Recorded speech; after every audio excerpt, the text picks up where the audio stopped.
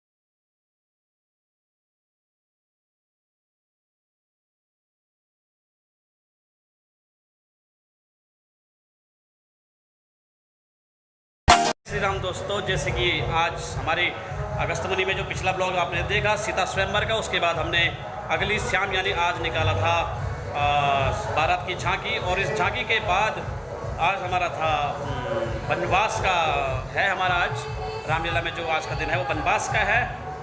तो इस वनवास में एक चीज़ हो गई है दोस्तों कि आज मुझे रामायण का एक श्लोक है, को तोड़े धनुष कठोर सबकी दृष्टि राम की ओर। जो पाठ वाले की तबीयत खराब हो रही है वही मुझ पे थोप रहा है, भाई तू खेल ले। जैसे कि ये पात्र परसों वशिष्ठ वाला था, वो श्रृंगी नहीं था, वशिष्ठ वाला था, और आज केकई वाला उसकी भी तबीयत खराब हो गई है, तो ये रोल भी मुझे ही करना पड़ रहा है। तो देखते हैं कैसा होता है, टूटा फूटा ही होगा आज, देखते हैं, बने रहिए। जरूर नहीं कि यहाँ पे हर समय डायरेक्टर ही रहे, लेकिन यहाँ देखो यहाँ पे भाई साहब हमारे बड़े भाई कर्नल जम्मू जी भी आज पुरुष से लगे हैं। पूरा का पूरा जो दरबार का जो सीन होता है 7 जगह पीछे श्री जम्मू जी ही संभालते हैं। अभी भी देखिए आप पूरा का पूरा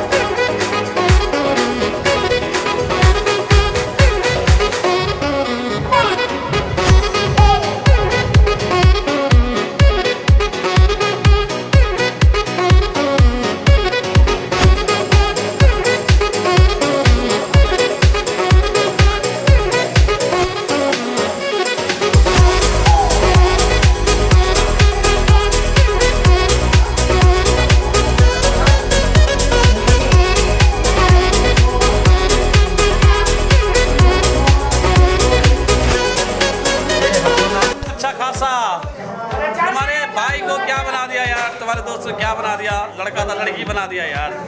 अरे देखो ये लड़की को लड़का और लड़के को लड़की बना दिया है। ए दत्ता हरकत कर दी, बताओ।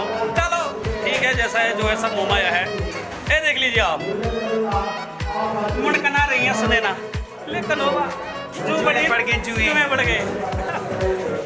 तो फ्रेंड जैसे मैंने बताया केकई वाले की हो चुकी थी तबीयत खराब, और अब मुझे केकई का पार्ट खेलने को दे दिया अभी जस्ट। और देखो भुवन को देना था, लेकिन भुवन की भी तबीयत खराब है आज, तो मेरे पास नहीं है, पिन है हमारे विष्णु जी के पास, और विष्णु जी हमको पिन देंगे भाई। तो दोस्तों ऐसा भी सही है, ऐसा कोई इशू नहीं है। देख लो यार क्या क्या करना पड़ता है। चलो जय श्री राम। सो फ्रेंड्स हो चुका है मेरा मेकअप तैयार, और मैं जा रहा हूँ स्टेज में केकई का रोल करने के लिए। काफ़ी हंसी आ रही है यार, मैं कहाँ आवाज़ भी मेरी मोटी है और केकई बना दिया है। देखते हैं स्टेज में कैसी आवाज़ निकलती है, तो हारमोनियम थोड़ी ठीक हो जाती है। तो ये बाल सही नहीं है मेरे भाई, लग रहे हैं आज बाल और मुकुट थोड़ा टेढ़ा लग रहा है। तो भाई यार वीडियो लाइक कमेंट और शेयर जरूर करो यार, जिन्होंने चैनल सब्सक्राइब नहीं किया वो सब्सक्राइब भी करो यार। अब रामलीला के वीडियो तो शेयर कर सकते हो यार, ये तो कल्चरल एक्टिविटी है, सो प्लीज़ शेयर। जय श्री राम। और ये देखो अपना छेला भी आ गया, रवि हाय कर रहे हैं। Hello guys, hello guys, big आंसू भी आ गया है। सारे मेरे फैन है, बोले थे भाई पार्ट खेलो आ गया वो पार्ट खेलने। जितू भैया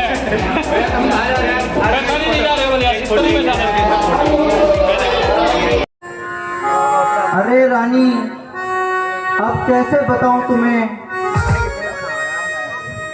रानी जी मैं क्या कहूँ। हे रानी कहो मत, क्या हुआ? रानी जी मैं क्या कहूँ, बड़े गजब की बात, ओ रानी बड़े गजब की बात। जब से मैंने यह सुना थर थर कांपेगा। जब से मैंने यह सुना थर थर कांपेगा। रानी, ऐसी कौन सी बात सुनी तुमने मंत्रा? अरे रानी, तुमने कुछ नहीं सुना क्या कि अयोध्या में क्या हो रहा है? अरे रानी, अयोध्या तो अपनी नगरी है, जो भी हो रहा होगा सब अच्छा ही हो रहा होगा ना। एक छोड़ फकत रघु राई की। हे रानी, कहो। एक छोड़ फकत रघु राई की, बाकी किसकी कुशलता कहूँ, बाकी किसकी कुशलता कहूँ। कल राम बने युवराज, अरे वाह, यह बस बड़ी अच्छी खुशी की खबर बात है मंत्रा। कहूँ, बस अचरज मेरे पुत्र राम पर राज्याभिषेक होगा। हे मंत्रा, राज्याभिषेक कर रहा है। हे मंत्रा, सिर्फ कौशल्या ही नहीं, हम तीनों रानियां और संपूर्ण अयोध्या के भाग खुल चुके हैं। जो मेरा बेटा राम अयोध्या की राजगद्दी पर बैठेगा। और इस खबर को तुम ऐसे रोते हुए सुना रही हो, बेकार है मंत्रा तुम्हें।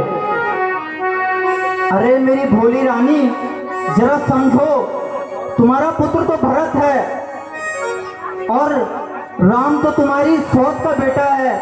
मंत्रा, जुबान को लगाम के बात करो। कुछ भी कहने से पहले थोड़ा सोच लिया करो कि तुम किसके बारे में और कहां बात कर रही हो।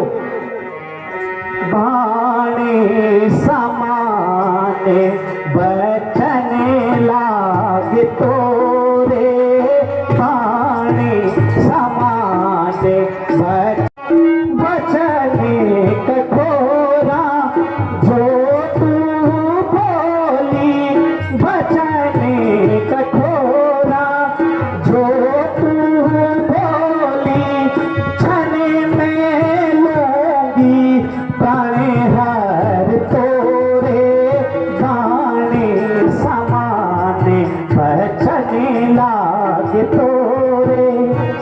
हे मंत्रा, तू मेरे सन्मुख से परे हट, मुझे तुझसे कोई बात ही नहीं करनी। मुझे नहीं पता था कि तुझ जैसी नीच सोच की मेरे राज दरबार में मेरी प्रिय थी। आज मुझे बहुत अफसोस हो रहा है। जा, मेरी नजरों से परे हट जा। अरे रानी, क्यों फूल तुम हो बैठी, कैसी ये रानी है। क्यों फूल तुम हो बैठी, कैसी ये रानी है। संकट भरत को आज भी होगा, संकट भरत को आज भी होगा। ना मिलेगी राजधानी, सुन ले ओ रानी है। क्यों भूल तुम हो बैठी, ओ भोली रानी है। क्यों हमेशा एक राजा का दास बनते ही जीवन यापन करना पड़ेगा। अरे मंत्रा, मुझे आखिर समझ नहीं आ रहा है कि तुम क्यों ऐसी बातें कर रही हो। तुम्हें पता है ना, राम ही सभी भाइयों में ज्येष्ठ हैं, तो राजा बनने का हक तो सर्वप्रथम राम का ही है। और राम मुझे भरत से अधिक प्रिय है। इसलिए हे मंत्रा, तुम यहाँ पे रहो ही मत, तुम यहाँ से चली जाओ। अरे मेरी भोली रानी, तुम तो सबका ही हित देखती हो। मुझे तो पता है तुम्हारे लिए राम भी बहुत प्रिय है और भरत भी। तो परंतु ये समझो कि कौशल्या तुम्हारी सोच है, मेरा तो क्या है। मैं तो एक दासी हूँ, लेकिन कहीं ऐसा न हो कि मेरे बाद तुम्हारा भी दासी जैसा जीवन यापन करने वाली स्थिति ना आ जाए। मंत्रा, इसलिए सचेत हो जाओ रानी। शाखाएं एक ही वृक्ष की है, हे मंत्रा, शाखाएं एक ही वृक्ष की है, एक ही बेरंग की पाखें है, एक ही बेरंग की पाखें है, मुझको समान है राम भरत दोनों मेरी ये आंखें हैं। मंत्रा, राम और भरत ये दोनों तो मेरी आंखें हैं और इस रघुकुल की दो बाहें हैं। गोदी का भरत दुलारा है, मंत्रा सुनो, गोदी का भरत दुलारा है, तो राम नयन का प्यारा है, तो राम नयन का प्यारा है, यदि भरत राम सा प्यारा है, तो राम भरत सा प्यारा है। हे मंत्रा, मेरी बात मानो और यहाँ से कहीं दूर चली जाओ। ऐसा ना हो मैं अपनी कटार से तेरी गर्दन की तरफ से लग कर दूं। अरे रानी, माला ये तुमको तो राम बनेंगे ही, बस भरत को मुश्किल आती है, राजा तो राम बनेंगे ही, बस भरत को मुश्किल आती है। क्या चाल चली महाराज ने, हे रानी, क्या चाल चली महाराज ने, यह कैसी चाल चलाई है, यह कैसी चाल चलाई है, तेज भरत ननिहाल यहाँ, कैसी मन की चाही है, हाथ कैसी मन की चाही है। अरे मेरी भोली रानी, मैं तो केवल एक दासी हूँ, पर तुम खुद सोचो कि महाराज ने कैसी चाल चली है, जो अचानक से ही भरत को ननिहाल भेज दिया और शीघ्र ही राम के अभिषेक की तैयारी भी कर रहे हैं। तो जरा सोचो रानी कि तुम्हारे साथ ये सौतेलापन जैसा व्यवहार क्यों किया जा रहा है, जबकि तुम तो महाराज की बहुत प्रिय थी। हे मंत्रा, तुम कहना क्या चाहती हो, मुझसे खुलकर बात करो। रानी, तो याद करो जरा कि एक बार युद्ध के समय महाराज दशरथ के साथ तुम भी गई थी, और जब उनके रथ का पहिया टूट गया था तो तुमने अपनी उंगली डालकर उसको संतुलित किया था, जिससे प्रसन्न होकर महाराज ने तुमको वर मांगने के लिए कहा था। तो तुम ऐसा करो कि महाराज से वर मांगो। क्या वर मांगो मंत्रा? एक काम करो रानी, पहले वर में यह कहो कि भरत का राज अभिषेक किया जाए, और दूसरे वर में यह कहो कि राम को 14 वर्षों के लिए वनवास भेज दिया जाए। इस योजना से सांप भी मर जाएगा और लाठी भी नहीं टूटेगी। परंतु क्या राजा मानेंगे मंत्रा? जरूर मानेंगी रानी, क्योंकि तुम तो उनकी प्रिय रानी हो और उन्होंने ही तुम्हें प्रसन्न होकर वर मांगने को कहा था, तो यही समय उचित है। मुझे यही करना चाहिए। हे मंत्रा, तुम मेरी प्रिय दासी हो, मुझे क्षमा करना। तुम तो मेरा और मेरे बेटे भरत का भला ही चाहती थी। धन्यवाद रानी, मैं तो आपकी जन्मों जन्मों तक की दासी हूँ।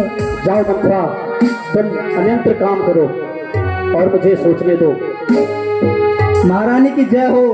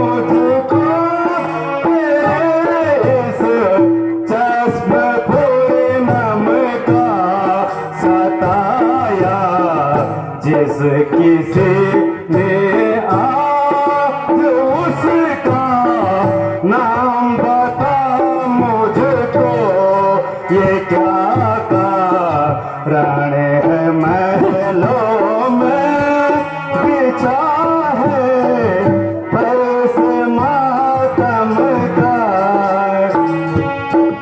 ये मेरी प्यारी कुछ बोलो तो सही, बोली रानी, मेरे प्रिय, मेरे प्राण प्यारे, कुछ बोलो तो सही।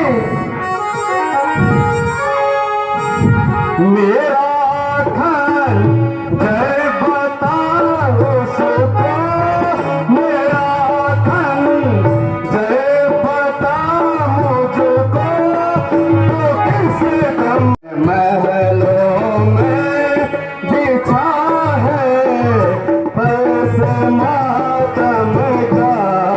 ये क्या कारण है महलों में बिछा है फर्श मातम का। भोजली की ना पूछ तो व्यथा मुझ नसीब, भोजली की ना पूछो व्यथा, जाओ आनंद अपना मनाओ बलम, जाओ आनंद अपना मनाओ बलम। ना जियो ना मरो यूं ही आहे भरूं, ना जियो ना मरो यूं ही आहे भरूं, दोष किसे पर धरूं मेरे फूटे करम, दोषी किसे पर धरूं मेरे फूटे करम।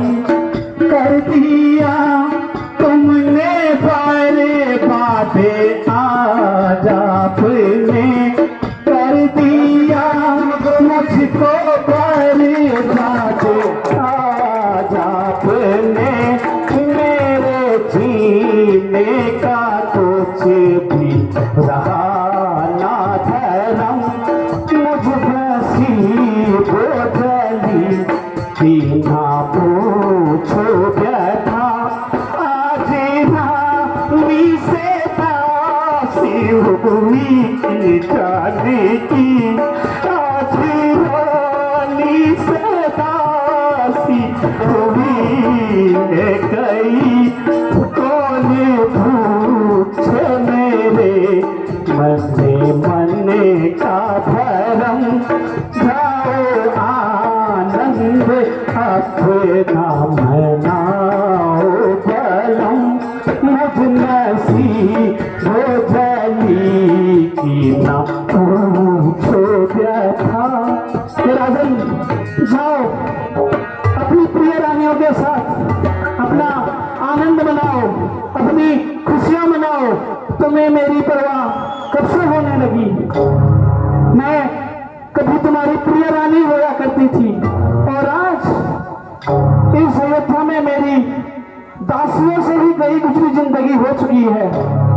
धन्य हो राजन, जाओ अपनी खुशियां मनाओ और मुझे अकेला छोड़ दो। ऐसी बहकी बहकी बातें मत करो रानी। तुम्हारा इस प्रकार कोप का कारण क्या है, मुझे साफ साफ बताओ। हे राजन, बहुत भोले बनते हो राजन। कहते हो मुझे कुछ पता ही नहीं। केकई को दासी बनाकर रख दिया राजमहल में और कहते हो मुझे कुछ पता ही नहीं। बहकी बहकी बातें मत करो रानी, साफ साफ कहो। हे राजन, तुमने राम के राज्याभिषेक की तैयारियां की, क्या एक बार भी भरत के बारे में कुछ सोचा? मैं तो तुम्हारी प्रिय रानी होया करती थी, क्या कभी मुझसे कुछ पूछा? प्यारी, मेरे लिए तो भरत भी और राम दोनों एक ही समान है। हाँ, यही तो मैं सुनते आ रही हूँ। मेरे लिए भरत भी और राम भी समान है। परंतु राजन, जब आपने राम के राज्याभिषेक की घोषणा की तो बताओ आपका भरत कहाँ है?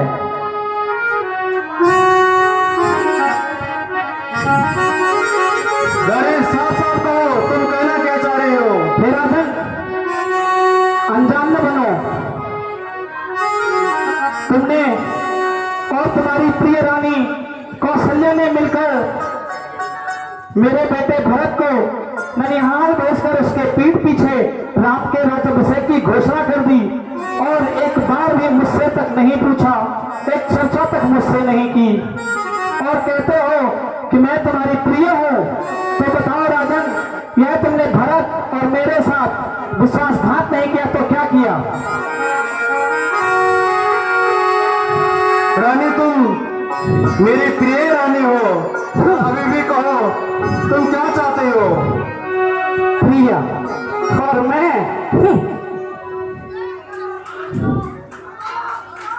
हे राजन, तुम्हें याद होगा एक समय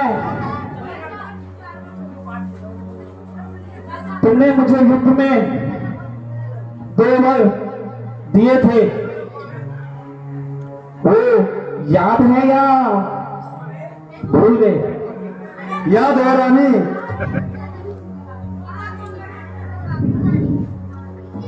तो राजन, आज समय आ चुका है, केकई के वो 2 वर केकई को सौंप दिए जाएं।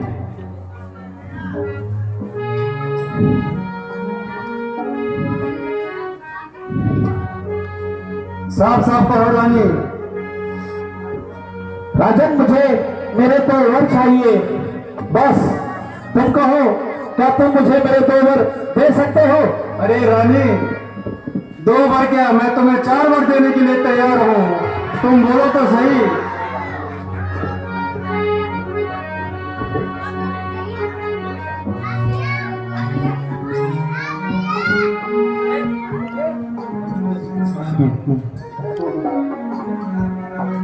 रानी,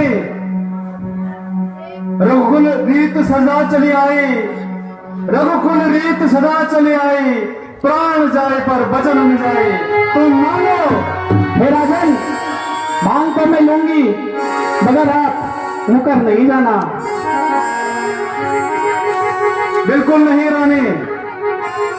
तो सुनो राजन, मुझे मेरे पहले वर में अपने बेटे भरत के लिए अयोध्या का राज चाहिए राजन। है? हाँ राजन, मुझे पहले वचन में वचन दीजिए कि आप भरत को अयोध्या के राजगद्दी पर राज्याभिषेक करोगे राजन।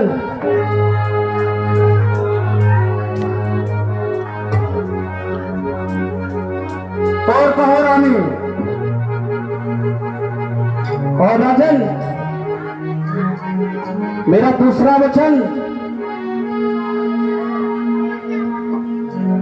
राम को 14 वर्षों के लिए वनवास जाना होगा। नहीं, ऐसा न कहो रानी, कह दो ये सारा झूठ है। नहीं राजन, मैं सच कर रही हूँ। मुझे पहले वर में अपने बेटे भरत के लिए अयोध्या की राजगद्दी और दूसरे वर में राम के लिए 14 वर्षों का वनवास चाहिए।